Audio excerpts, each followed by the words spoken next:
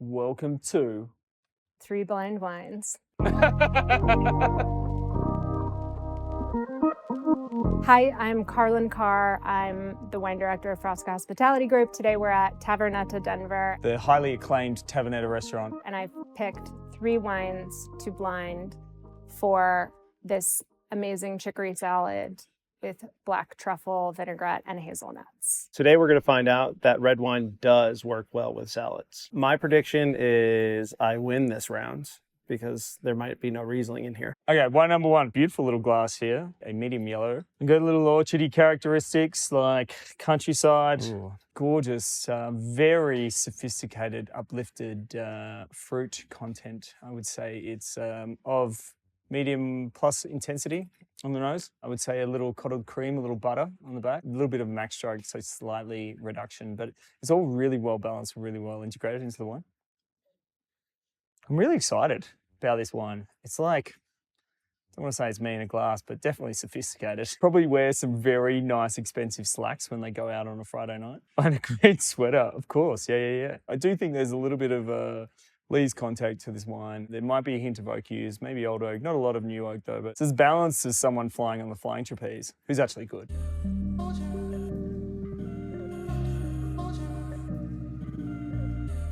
Delicious. On the palate, it all kind of comes together. The acidity is probably medium plus. It's got really well integrated alcohol. I think that's probably at about a medium, but it's just really together. It's like George Clooney's acting in 11, you know? It was just all together, very professional little number. It's got a little hint of vanilla. You got little cedar hints as well. Could it be something that I'm not kind of tapping into? And that's where I'm going through now. I'm trying to think about things that it's not. It's definitely not Riesling. So this is definitely not a morning wine. Like I probably wouldn't have this for breakfast. I definitely have this sitting by a fireplace, sitting on a shag rug, wearing warm socks, eating strawberries.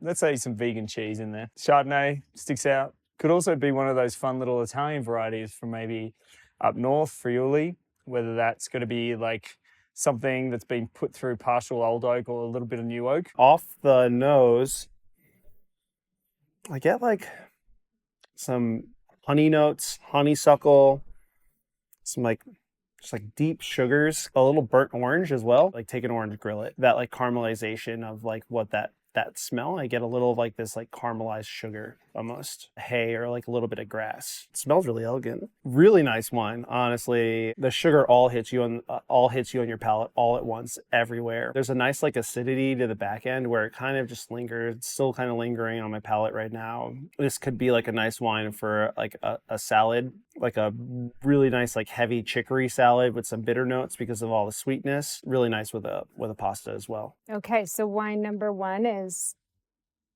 toasty. It has like rich lemon, like almost like lemon noosa yogurt, little brioche, toasted hazelnuts, but also slick, like slick rock, wet rock. Very classic variety that is familiar in so many ways. We have all had this grape before.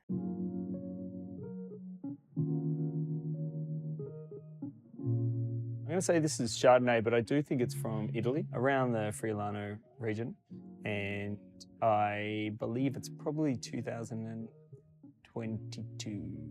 The wine, I think it is Sauvignon Blanc, and I think it's from France, 2010. But really, what I want to give this is a 5 out of 5 fireplace wine. Medium yellow in the glass. Feels heavy, you know? Maybe that's the fine crystal we're drinking from. Muted on the nose, so not as like vibrant and jumping out of the glass as wine number 1. Smells good though. Smells really good. Kind of mountainy, river streamy, I would say. So something a little bit more elevation, cooler climate. Medium to light intensity on the nose. Kind of blueberry notes popping out. So it's not as noticeable like kind of apple or orchard or anything like that, or lemon or lime, but it might just be the strong and silent type, you know, like Camera Chris, he's a strong and silent type because he doesn't really say much on camera. Have you noticed that? Reminds me of fresh river streams, that's all I'm going to say. Definitely there's more intensity on the palate. It's a fuller wine, so it's like richer. Could mean that it's got a little thicker skins than the previous wine. There's a lot more texture to the wine. There is acid there. There's just a lot of texture. So texture comes from various little things, but I do think this may have just spent a little bit of time on lees with not a lot of unsettling of the lees. So it's just kind of grown around. Wine number 2, baby. Let's go. Ooh, this one's complete opposite of what number 1 was, which is really nice. There's a little more like fruit in this one, so there's a little more like green apple. I don't get as much of that like reduction like I did in the first one with like the honeysuckle and like the burnt sugar kind of smell. I get a little apricot as well, which is kind of cool, like dried. I don't know. Let's just try it now at this point.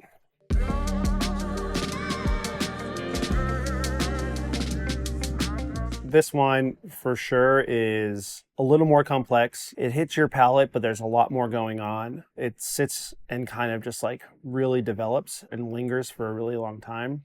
The acidity, it might be a little bit higher than the first one just because like of the roundness that this wine has. It's more floral. It has like a more exotic fruit set, like white peach and a little pineapple. It smells a little pithy, like a little bit like the, lemon pith or orange or grapefruit pith.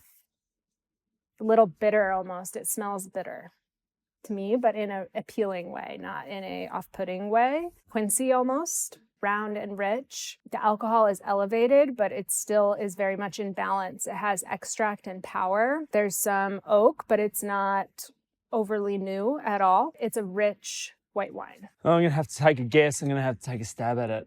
Do you know? Not really sure.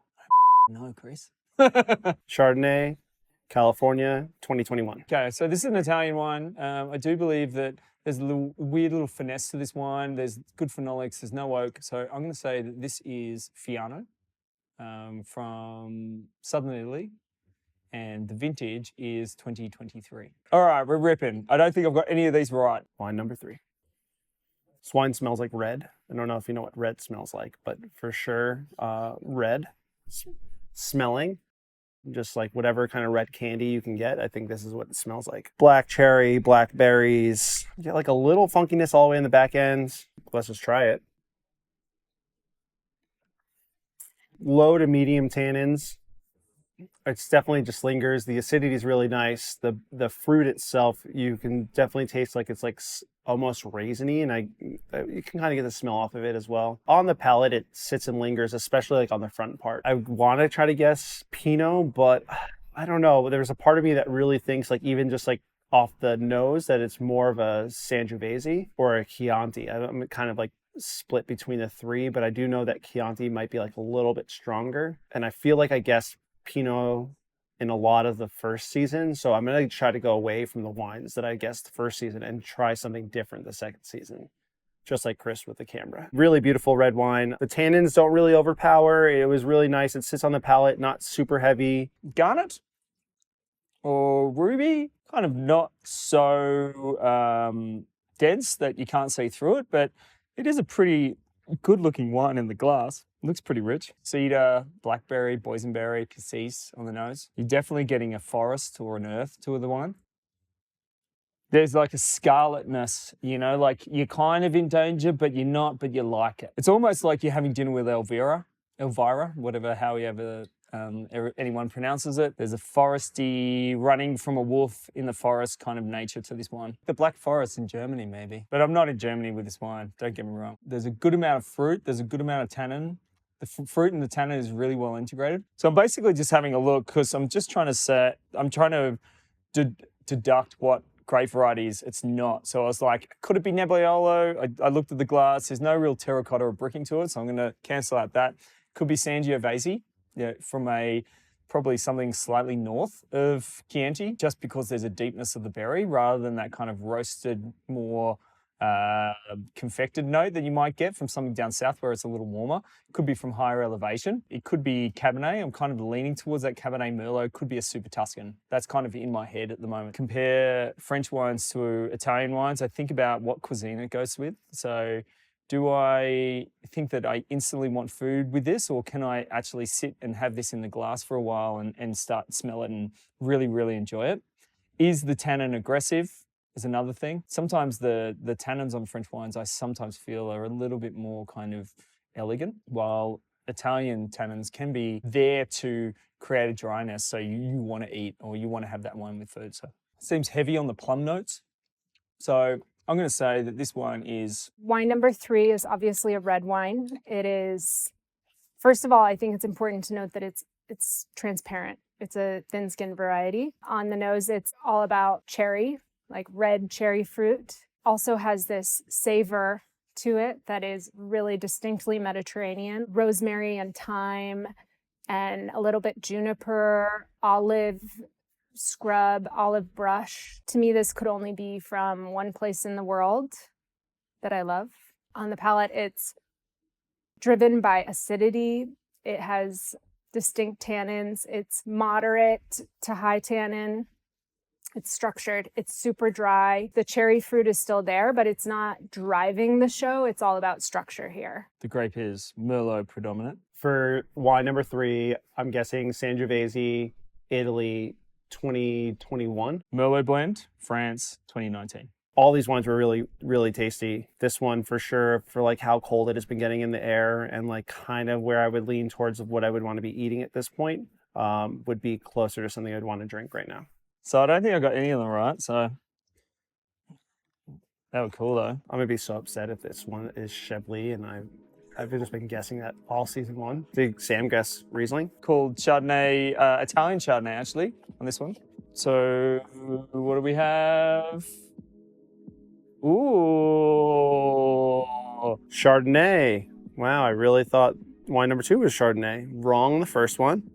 Is it an Italian Chardonnay? From Slovenia. Oh, it's Slovenian. It's just next door. That was a pretty good choice. Hedele. It's Hedele in Australian. This is delicious. I got the grape, and I kind of almost got the air because I did say Friuli. Just a stone throw away from where I described. I'm quite excited by that. Lives in Friuli. Oh, that's what I was tasting, the boots after he walked. All right, off to a good start. Okay, so wine number 1 is Hedele 2021 Chardonnay from the Vipava Valley in Slovenia. This is an incredible producer, Andrea Pitana, who is from Friuli, but chose to make wine here in the Vipava Valley because he thinks it's the most true expression of Ponca soil, which is the soil of this whole area of northeastern Italy in Friuli and Slovenia. And he makes Chardonnay, Malvasia, and Sauvignon Blanc in this really remote, verdant, high-altitude, terraced vineyards, all organic, biologically farmed, really like incredible small project from a really experienced winemaker in this region.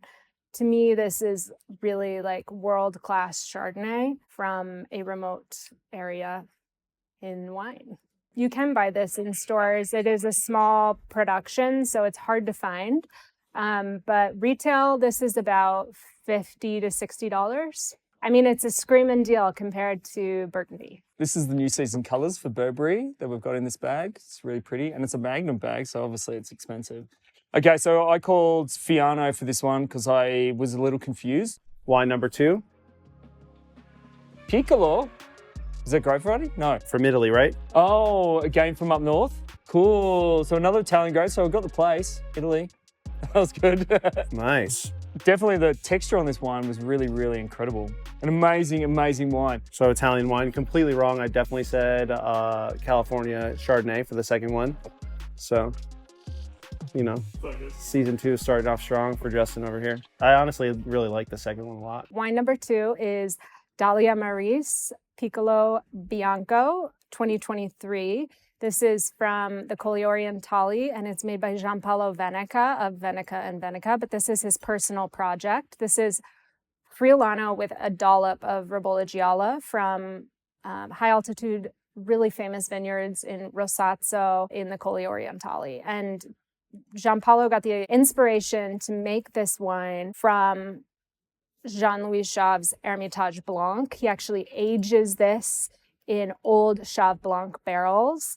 And I think it's such an inspiring expression of Friulano because to me, and obviously Giampaolo, Friulano is similar to white Rhone varieties, Marsanne and Roussanne, in so many ways. It's a heavyweight, extracted, high alcohol, rich, powerful white wine, and it can age forever. It's a broad shoulder linebacker style white wine. I always think of like the expression, it's not what you wear, but it's how you wear it. So it is backed by acidity. It's not like goopy or gloppy because of its extract and richness and alcohol. It still finishes clean, but it has so much power. And wine number 3. Are we going to be in Italy again, or are we going to be in France, which I called? I probably should read some more wine books this year. Feels like a Bordeaux bottle. See if it is. Chianti. God. It is Sangiovese. So Sangiovese, Chianti Classico, 2022. Well, I said Sangiovese. I also said this possibility of Chianti. And what was the other one I said? I called Merlot. I was right on where it's from. Bummer. Oh, I always thought Chianti as like a bigger wine. Or Sangiovese is a bigger wine. Chianti is Sangiovese. Chianti is Sangiovese. Yeah. So I was right. Yeah. Oh, sick. Okay. Chianti's just the area. Oh, but so Sangiovese is the grape. Yeah. Chianti is the area. Yeah. Oh, cool. So you got it right. So I got it right.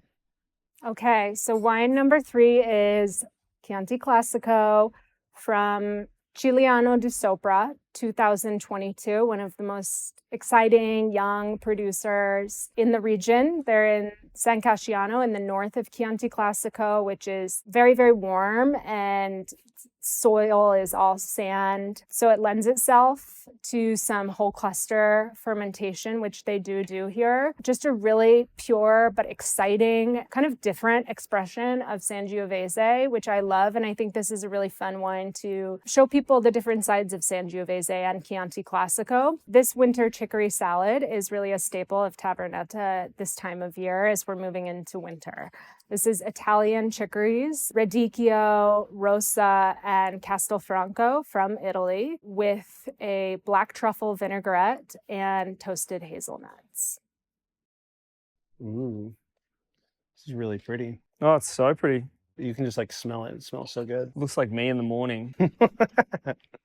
That's how your hair looks? Yeah. Oh yeah, that black truffle vinaigrette comes in with a punch. It's delish. It's really nice though. There's like you definitely get the acidity like before and like a little after you eat your chicories. But there's like a nice like balsamic reduction or like that like a vin coto kind of like reduction of red wine. That's really beautiful in there. I always lean on what grows together goes together, and I love black truffle with Chardonnay, especially in a kind of lighter expression like a salad, and also the hazelnut component. This literally smells and feels like hazelnuts, and it has that kind of richness to it. And so I thought that Chardonnay would be a natural pair with the kind of accessory components to the salad outside of the chicory. So definitely something to try. And it's regionally appropriate, being from Friuli, which is the home of chicories. It's amazing how hazelnut with bitter greens goes. And this is, I honestly could eat this every single day. How pretty are these leaves though? I always want to eat salad with my hands. Very intense little flavors, little fermenty, little nutty, little pink, little red, little balsamic-y and vinegary. It's whether you need something to kind of run alongside it, or if you need something to neutralize your palate, or you just need something to like give a little creaminess, almost blanket those intense like sharpness of acidity and sharpness of fermenty and sharpness of nuts and that kind of thing. I'm kind of stuck between the second one and the Chianti, honestly. I think with like the dark, like raisiny, dark, like black cherry, like those kind of like smells and notes off the Chianti, I think work really well with something like this, especially with like once you hit the hazelnuts, that fat really kind of like comes through and shines throughout with the wine and with the salad. But I also like the second one just because I do think like what you're talking about. I think the heaviness of the wine itself counterbalances the lightness and the bitterness of everything else that's going on in the salad. It probably pairs better with this than the Chianti. I thought that this would be a great pairing with the chicory salad because chicories are bitter, and bitter and bitter actually go really well together in the world of food and wine pairings. It kind of almost cancels out the bitterness. It's like 2 + 2 = 5. And because it's so regional, it works so well in so many ways. To me, it's very transporting. It really takes you there. This is for sure what you would be served if you were in the region, is great, full-bodied, rich Friulano with chicories. This is very traditional. The Sangiovese on like the aromas on the nose is like with the salad and the smell of that vinaigrette and the nuts. I don't think like traditionally you think of pairing red wine with a salad just because of how salads are just really delicate and they don't lend themselves to being able to be paired up with something like a red, where especially with tannins. But I think with the bitter notes, the reductionness of some of like the actual like salad dressing, the hazelnut, it kind of all comes together really well. This I chose for this pairing because this is another example of a bitter and bitter equaling less bitter. Sangiovese is inherently bitter, but it's also, it becomes, in my opinion, like even more fruity. And I think that chicories also have like tannin structure to them. They're like, to me, the most meaty, hearty, intense of all lettuces. They're really like the main course of lettuces, and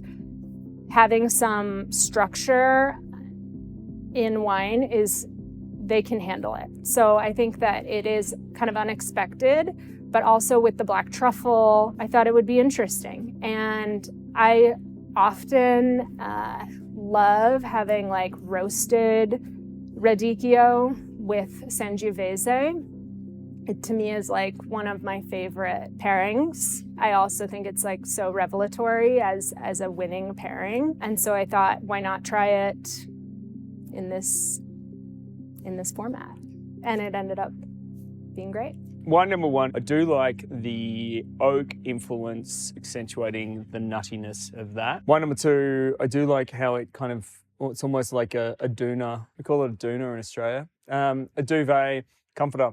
It's very comforting, that wine, after so much going on in salad. But I love the aromatics of the Sangiovese and the Chianti in alongside smelling the salad and stuff like that. So I'm going to go with the red. Chianti. The Sangiovese has it. It's such a pretty Sangiovese, and I just learned that there's whole bunches which really kind of bring out the clarity of the fruit in this wine. So to me, it's really a toss-up which pairing is my favorite. I, however, would say that my favorite pairing would be the Dahlia Maris. Wine number two, the Friulano. Being in the world of Italian wine, I lean so much on regional cuisine of Italy, and Italian chicories are like Grand Cru in terms of food and a culinary specialty. They're so special, they're so exciting to me when they are in season, and when you have them there in Italy, it's like so special. I mean, they're so special. Tardivo is a town, it is a village, and there are chicories named after that village. It's so special. So it's really like as Italian as it gets, and they're so delicious. And it's also kind of an acquired taste. They're definitely not for everyone because of the level of bitterness, but I think that if you have that moment of the perfect wine like this with that dish of chicories, it can be just so transforming, and that's what great food and wine is all about. So I would go with Friulano because it's a cultural specialty to eat great Italian chicories from the northeast of Italy with great Friulano. Thank you, Tavernetta, for letting us be here. oh yeah, thank you.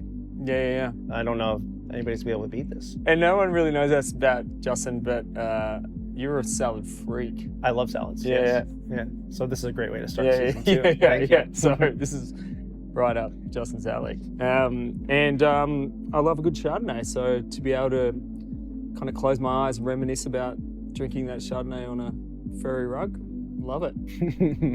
Thanks for doing this here, and thanks for drinking Italian wine.